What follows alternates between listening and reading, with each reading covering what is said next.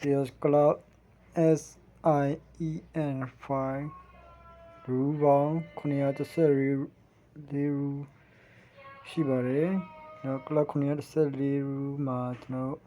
စာပေပေးထားတဲ့ Cloud Provider ကပိတ်ထားတဲ့ rule တွေရှိတယ်တို့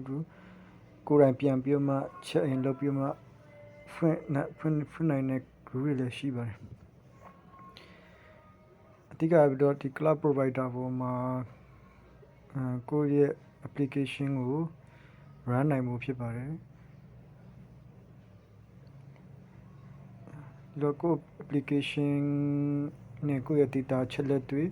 hacking နဲ့အန္တရာယ်တော့ malware နဲ့ကျွန်တော်တို့ ransomware တွေရဲ့အန္တရာယ်ကနေပြီးမှကာကွယ်နိုင်ဖို့ဒီ Cloud Provider က service ပေးဖြစ်ပါတယ်။ Cloud Provider မှာကျွန်တော်တို့တွေက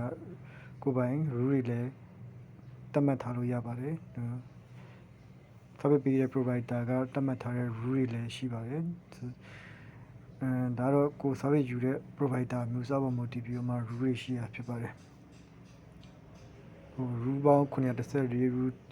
ပဲရှိရတော့မဟုတ်ပါဘူး။ကို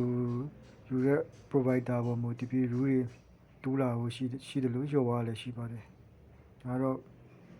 ကိုယ့်ရဲ့ rule တွေကိုပြန်ပြီး check in ပြန်လုပ်တာဖြစ်ပါတယ်။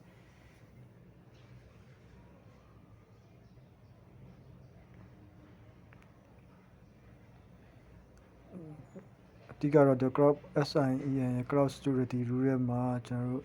setting ထဲမှာကျွန်တော်ပြန်ပြီးတော့မှစစ်ဆေးခြင်းဖြစ်ပါတယ်ဗျ။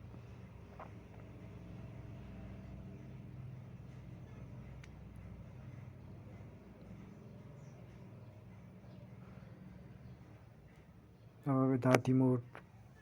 ခုပြခြင်းဖြစ်ပါတယ်။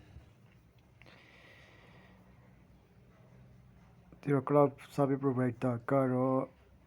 ကျွန်တော်တို့ anti-freenet မှာတော့